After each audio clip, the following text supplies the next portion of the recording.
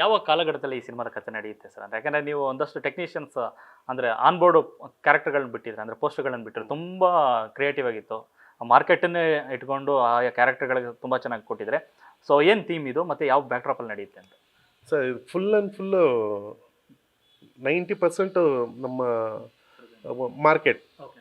ತರಕಾರಿ ಮಾರ್ಕೆಟು, ಮಾಂಸದ ಮಾರ್ಕೆಟ್ನ ಅಲ್ಲಿ ನಡೆಯೋವಂಥ ವಿಷಯಗಳು ಏನೇನು ನಡೀತೈತೆ ಫುಲ್ ಆ್ಯಂಡ್ ಫುಲ್ ಮಾರ್ಕೆಟ್ ಒಳಗೆ ಬರುತ್ತೆ. 90 ಒಂದು 10% ಬಂದ್ಬಿಟ್ಟು ವಿಲೇಜ್, ರೈತರ ಭೂಮಿ ಎಲ್ಲ ಕಷ್ಟ ಹೆಂಗೆ ತರಕಾರಿ ಪಡಿತಾರೆ ಅನ್ನೋ ಆ ಫ್ಲ್ಯಾಶ್ ಬ್ಯಾಕಲ್ಲಿ ಹೋಗುತ್ತೆ. ಯಾವ ಕಾಲಘಟ್ಟದಲ್ಲಿ ನಡೆಯುತ್ತೆ ಸರ್? ಮೂರು ಇದು ಬಂದ್ಬಿಟ್ಟು 85 ಆಮೇಲೆ 2000 ಪ್ರೆಸೆಂಟ್, ಇದು 3 ಕಾಲಘಟ್ಟದಲ್ಲಿ ನಡೀತದೆ. ಆ ಮಾರ್ಕೆಟಲ್ಲಿ ಆಗಿನ ಕಾಲದಲ್ಲಿ ಒಂದು ಮರ್ಡರ್ ಇಲ್ಲದೆ, ಒಂದು ಆಳ್ವಿಕೆ ಮಾಡಬೇಕು ಅಂತ ಒಂದು ಮೈಂಡ್ ಸೆಟ್ ಇಲ್ಲದೆ ಚೆನ್ನಾಗಿ ನಡೀತಿದ್ದ ಜಾಗದಲ್ಲಿ ಒಂದು ಆಕ್ಯುಪೈ ಮಾಡೋದು. ಇವಾಗ ಹೆಂಗಂದ್ರೆ ಇವಾಗ ಅವಾಗ ಬಂದ್ಬಿಟ್ಟು 2-3 ಗೇಟ್ ಇತ್ತು. ಹೇಳ್ಬೇಕಾದ್ರೆ ಮಾರ್ಕೆಟ್ಗೆ ಒಂದು ಎಂಟ್ರೆನ್ಸ್ 2 ಎಂಟ್ರೆನ್ಸ್ ಅಷ್ಟೇ ಇದ್ದಿದ್ದು, ಚಿಕ್ಕದಾಗೆ ಇದ್ದಿದ್ದು. ಹೋಗ್ತಾ ಹೋಗ್ತಾ ಹೋಗ್ತಾ ಇವಾಗ ಏನಾಗೈತೆ ಅಂದ್ರೆ ಇವಾಗ 10 ಗೇಟ್ಗಳಿದೆ.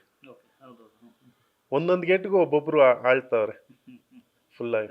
ಆ ರೀತಿ ಒಬ್ಬೊಬ್ರು ಹೆಂಗೆ ವಶಪಡಿಸ್ಕೊಂಡವ್ರೆ, ಒಂದೊಂದು ಗೇಟೇ ಹೆಂಗೆ ಕ್ರಿಯೇಟ್ ಆಯಿತು, ಅದನ್ನ ಆಳವ್ರು ಹೆಂಗೆ ಆಳ್ತವ್ರೆ, ಅದನ್ನ ಹೆಂಗಿದೆ ಅನ್ನೋದು ಒಂದು ಒಂದು 50% ನಿಜ ಘಟನೆನೂ ಇದೆ, 50% ಸಿನಿಮ್ಯಾಟಿಕ್ಕು ಇದೆ. ಇತ್ತೀಚಿನ ದಿನಗಳು ನೋಡಿದ್ರೆ ನಮ್ಮ ಮಣ್ಣಿನ ಕಥೆಗಳಿಗೆ ತುಂಬ ಒಳ್ಳೆ ವ್ಯಾಲ್ಯೂ ಬರ್ತದೆ. ಈಗ ಯಜಮಾನ ಸಿನಿಮಾ ಆಗಲಿ ಅಥವಾ ಕಾಟೇರ ಬಂದಾಗಲಿ ನಮ್ಮ ಒಂದು ಸಂಸ್ಕೃತಿ, ನಮ್ಮ ಒಂದು ಕಷ್ಟ ನಷ್ಟಗಳ ಬಗ್ಗೆ ಹೇಳಿದಾಗ ರೈತರ ಬಗ್ಗೆ ದೊಡ್ಡ ಸಕ್ಸಸ್ ಅನ್ನು ತಗೊಬಂದಿದೆ. ಸೊ ಇದರಲ್ಲೂ ಅದೇ ಥರ ಇರುತ್ತೆ. ಯಾಕಂದರೆ ಮಾರ್ಕೆಟ್ ಅಂದ ತಕ್ಷಣ ತಟ್ಟಂತ ನೆನಪು ಬರೋ ಕೇರ್ ಮಾರ್ಕೆಟ್, ಅದರ ಇತಿಹಾಸ ತುಂಬ ದೊಡ್ಡದಿದೆ, ರಾಜರ ಕಾಲದಿಂದ ಇರುವಂಥ ಮಾರ್ಕೆಟು. ಸೊ ಅದೆಲ್ಲ ಇರುತ್ತಾ ಅಂತ ಸರ್? ನಾನು ಇತಿಹಾಸ ಅಂತೂ ಹೇಳಕ್ಕೆ ಹೋಗ್ತಾ ಇಲ್ಲ. ನಾನು ಒಂದು ಮಾತ್ರ ಸತ್ಯ ಹೇಳ್ತೀನಿ. ಏನಂದರೆ ಇದರಲ್ಲಿ ಸೆಂಟಿಮೆಂಟು ಇದೆ, ಲವ್ ಇದೆ, ಫ್ರೆಂಡ್ಶಿಪ್ಪು ಇದೆ, ಕಮರ್ಷಿಯಲ್ ಫೈಟು ಇದೆ, ರೊಮ್ಯಾಂಟಿಕ್ ಸಾಂಗ್ಸು ಇದೆ. ಎಲ್ಲ ಒಂದು ನಮ್ಮ ನಿಜವಾಗಿ ನಮ್ಮ ಡೈಲಿ ನೋಡ್ತಾ ಇರೋಂಥ ವಿಷಯ ಅಂತೂ ನೋಡ್ಬೋದು. ಏನಂದರೆ ನಾವು ಒಂದು ತರಕಾರಿ ಗಾಡಿಯಲ್ಲಿ ತಗೊಂಡು ಜೀವನ ಮಾತ್ರ ನೋಡ್ತೀವಿ ಇಲ್ಲಿ, ಆದರೆ ಮಾರ್ಕೆಟ್ಗೆ ಹೋಗೋದು ಕಡಿಮೆ. ಸೇಲ್ ಮಾಡೋರು ಮಾತ್ರ ಹೋಗಿ ತರ್ತಾರೆ ಹೋಲ್ಸೇಲಲ್ಲಿ ಹೋಗ್ಬಿಟ್ಟು. ಆದರೆ ಅಲ್ಲಿರೋರ ಜೀವನ ಒಂದಿದೆಯಲ್ಲ, ಇದೊಂದು ಹೊಸ ರೀತಿಯಾಗೆ ಕಾಣುತ್ತೆ ಎಲ್ಲರೂ. ಇವಾಗ ಒಂದು KGF ನೋಡಿದಾಗ KGF ನಾವು ಯಾರು ಅಲ್ಲೋಗಿ ನೋಡಿರಲಿಲ್ಲ. ಚಿನ್ನ ತೆಗೆಯೋದಾಗ ನಾವು ಓದಿದ್ವಿ, ಕೇಳಿದ್ವಿ. ಇವಾಗ ನೋಡೋ ಒಂದು ಹೊಸ ಲೋಕ ಹೆಂಗೆ ನೋಡಿದ್ವಿ ಆ ರೀತಿ. ಅದಂತೂ ನಾ ಹೇಳ್ತೀನಿ, ಒಂದು ಮಾರ್ಕೆಟ್ ಸಿನಿಮಾ ಒಳಗೆ ಬಂದ್ರಿ ಅಂದರೆ ಒಂದು ಮಾರ್ಕೆಟ್ ಒಳಗೆ ಬಂದಂಗೆ ಒಂದು ಫೀಲ್ ಆಗೇ ಆಗ್ತೀರ ಅದಂತ. ಸರ್, ಊರಿಗೊಂದು ಮಾರ್ಕೆಟು ಅಂತ ಹೇಳ್ತೀವಿ, ಬಟ್ ಮಾರ್ಕೆಟಿನ ಇತಿಹಾಸ ನೋಡೋಕೆ ಹೋದ್ರೆ ಅಂದ್ರೆ ಅಥವಾ ಅದರಿಂದ ಭಾಳಷ್ಟು ನೋವಿನ ಕಥೆಗಳಿರುತ್ತೆ. ಯಾಕಂದರೆ ಈಗೆಲ್ಲ ನೋಡಿದ್ರೆ ಒಂದಷ್ಟು ದಲ್ಲಾಳಿಗಳದ್ದು ಇರುತ್ತೆ, ರೌಡಿಸಮ್ ಇರುತ್ತೆ, ಎಷ್ಟೋ ಜನರನ್ನ ಅವ್ರನ್ನ ಹಿಡಿದಿಟ್ಕೊಂಡಿರ್ತಾರೆ, ಆ ಥರದ್ದೆಲ್ಲ ಇರುತ್ತೆ. ನೀವೊಂದು 2-3 ವರ್ಷ ಅದ್ರ ಬಗ್ಗೆನೇ ಅಧ್ಯಯನ ಮಾಡಿದ್ರಿಂದ ಆ ಥರದ್ದೆಲ್ಲ ಕಥೆಗಳು ಗೊತ್ತಾಯ್ತಾ ಅಂತ ಅಂದ್ಬಿಟ್ಟು, ಎಷ್ಟು ಕಷ್ಟ ಇದೆ ಅಂತ ಅಂದ್ಬಿಟ್ಟು. ಖಂಡಿತ ಸರ್. ಆದರೆ ಒಂದು ನಾವು ಅನ್ಕೊಂಡಿದ್ದು ಸರ್, ನಾ ಇಲ್ಲಿಂದ ಹೋಗೋ ಮಾರ್ಕೆಟ್ ಜನ ಹಂಗಿರ್ತಾರೆ ಹೆಂಗಿರ್ತಾರೆ, ಹೌದು ಒಂಚೂರು ಏನೋ ವೇಷಭೂಷಣ ಹಂಗಿರುತ್ತೆ ಅವರು ನೋಡೋಕ್ಕೆ. ಆದರೆ ಸರ್ ನಾವೇನು ಅನ್ಕೊಂಡಿದೀವೋ ಅದು ಆಪೋಸಿಟ್ ಆಗಿತ್ತು ನನಗೆ ಅಲ್ಲಿ. ನನಗೇನಂದರೆ ಒಂದು ದಿವಸ ಅರ್ಲಿ ಮಾರ್ನಿಂಗು ಹಿಂಗೆ ಕುತ್ಕೊಂಡು ಈ ಸೌಂಡ್ನ ನಾನು ಹುಡುಕ್ತಾ ಇರ್ತೀನಿ, ಯಾವ ಸಾಂಗಿಗೂ ಅಥವಾ ಹೀರೋಗೆ ಡೈಲಾಗ್ ಕೊಡೋಕ್ಕೆ ಏನಾದ್ರು ಚೆನ್ನಾಗಿರುತ್ತೆ ಆ ಸೌಂಡ್ನ ಕೇಳೋಕ್ಕೆ. ನಂಬಲ್ಲ ನೀವು, ನಾನು 4 ಗಂಟೆಗೆ ಕುತ್ಕೊಂಡು ಇಡೀ ನೈಟ್ ಲಾರಿಗಳೆಲ್ಲ ಬಂತು, 1 ಗಂಟೆಗೆ ಇಳಿಸಿದ್ರು. ನೈಟಲ್ಲಿ ಒಂದು ಗೇಟಲ್ಲಿ ಒಂದು 100 ಜನ ಕೆಲಸ ಮಾಡ್ತಾರೆ.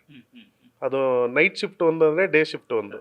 ಹಂಗಾದ್ರೆ ಒಂದು ಗೇಟಲ್ಲಿ 200 ಜನ, ಹಂಗಾರೆ 10 ಗೇಟಲ್ಲಿ 2000 ಜನ ಅಲ್ಲಿ ವರ್ಕ್ ಮಾಡ್ತಾರೆ. ಅವ್ರದ್ದೇ ಆದಂಥ ಯೂನಿಯನ್ ಇದೆ, ಆಮೇಲೆ ಅವ್ರದ್ದೇ ಅಂತ ಒಂದು ಕಂಡೀಷನ್ಸ್ಗಳಿದೆ. ಯಾವುದೇ ರೀತಿ ಒಬ್ಬ ಕಳ್ಳ ಒಳಗೆ ಬರೋಂಗಿಲ್ಲ, ಯಾವುದೇ ರೀತಿ ಅಲ್ಲಿ ತಪ್ಪು ಒಬ್ಬರನ್ನ ಏಮಾರ್ಸಂಗ ಇಲ್ಲ. ಅವ್ರದ್ದೇ ಆ ಯೂನಿಯನ್ಗಳು, ಅವ್ರು ಮಾಡ್ಕೊಂಡಿರೋ ರೂಲ್ಸ್ಗಳು ಅಷ್ಟು ತುಂಬ ಚೆನ್ನಾಗಿದೆ. ಆಮೇಲೆ ಅಷ್ಟೊತ್ತಿಗೆ ನಾನು ಹೋದ ಏನಾದ್ರು ಸೌಂಡ್ ಜಾಗ ಬಿಡಿ, ರೇಟ್ಗಳದ್ದು ಈ ಸೌಂಡು ಇಲ್ಲಿ ಕೇಳಿದ್ ಒಂದಿಷ್ಟು ಸೌಂಡ್ ಇಲ್ಲ ಸರ್. ಬಂದರು ಅವ್ರ ಪಾಡಿಗೆ ಮೂಟೆ ಇಳಿಸ್ತಾರೆ, ಅವ್ರ ಪಾಡಿಗೆ ಪ್ಯಾಕ್ ಮಾಡ್ತವ್ರೆ, ಎಲ್ಲ ಇಡ್ತಾರೆ, ಬಂದವರು ಅದನ್ನ ತೊಗೊಂಡು ಹೋಗ್ತಾರೆ. ನಾವು ಡೇಲ್ ಅಂತ ತೊಗೊಂಡಾಗ ಇಲ್ಲಿ ಕಳಸ್ಕೊಳ್ಳಿ ಈ ಮಾರ್ಕೆಟಲ್ಲಿ ಅಂದರೆ ಈ ಹೂವಿನ ರೇಟ್ 10 ರೂಪಾಯಿ 20 ರೂಪಾಯಿ ಈ ಥರ ಸೌಂಡ್ ಕೇಳುತ್ತೆ. ನೀವು ಅರ್ಲಿ ಮಾರ್ನಿಂಗ್ ಅಂತ ನಾವು ಅಲ್ಲಿ ಹೋದಂದರೆ ಫಸ್ಟ್ ಇದ್ದಿದ್ದು ಕಳಸ್ಪಳ್ಳಿದಲ್ಲಿ ಒಂದಿಷ್ಟು ಸೌಂಡು ಇಲ್ಲ ಸರ್. ಅಷ್ಟು ನೀಟಾಗಿ ಅವರು ಸಿಸ್ಟಮ್ ಮಾಡ್ಕೊಂಡು ಅವ್ರೊಂದು ಜೀವನ ನಡೆಸ್ತಾರೆ. ಅದೊಂದು ಬಾಂಡಿಂಗ್ ಅವ್ರದ್ದು ತುಂಬ ಚೆನ್ನಾಗಿದೆ. ಆಮೇಲೆ ಯಾವುದೇ ರೀತಿ ಅಲ್ಲಿ ಒಂದು ಮೊದಲಂದರೆ ಹೇಳೋರು ಅವರು, ಸರ್ ಇಲ್ಲಿ ಏನೇ ಕೊಲೆ ಏನೇ ಆದ್ರೂ ಇಲ್ಲಿರೋರ್ನ ಯಾರನ್ನಾರು ಇಟ್ಕೊಂಡು ಹೋಗ್ಬಿಡೋರು, ನಮ್ಮ ಯೂನಿಯನ್ ಒಂದು ಸಿಸ್ಟಮ್ ಅಂತ ಆದಮೇಲೆ ಪೊಲೀಸವರು ಯಾರು ನಮ್ಮನ್ನ ತಪ್ಪು ಮಾಡಕ್ಕೆ ಬಿಡ್ತಾ ಇಲ್ಲ. ಆಮೇಲೆ ಯಾರೇ ಬಂದ್ರೂ ಒಂದು ಸೇಫ್ಟಿ ಅನ್ನೋ ಜಾಗ ಆಗಿದೆ ಸರ್. ನಾವೇನಾದರೂ ಒಂದು ವಾರ ಅಲ್ಲಿ ನೈಟೆಲ್ಲ ಟ್ರಾವೆಲ್ ಮಾಡಿದ್ವಿ, ಅಲ್ಲಿರೋವಂಥ ದೊಡ್ಡ ದೊಡ್ಡ ವ್ಯಕ್ತಿಗಳನ್ನ ಕಾಂಟ್ಯಾಕ್ಟ್ ಮಾಡಿಕೊಂಡು ಅವ್ರ ಜೊತೆ ಇಲ್ಲ ಮಾಡಿ ನಮ್ಗಂತಾನೆ ಒಬ್ಬ ಹುಡುಗರನ್ನ ಬಿಟ್ಟರು, ನಿಮ್ಗೇನು ಬೇಕೋ ನೀವು ಮಾತಾಡಿ ಅವ್ರ ಹತ್ರ, ಯಾರ ಹತ್ರ ಬೇಕೋ ದಳ್ಳಾಳಿ ಹತ್ರ ಮಾತಾಡಿ ಏನು ಬೇಕಾದ್ರೂ ಮಾತಾಡಿ ಅಂತ ಬಿಟ್ಟರು. ಅವ್ರ ಹತ್ರ ಮಾತಾಡೋ ಈ ವಿಷಯ ಎಲ್ಲ ಕಲೆಕ್ಟ್ ಮಾಡೋದು.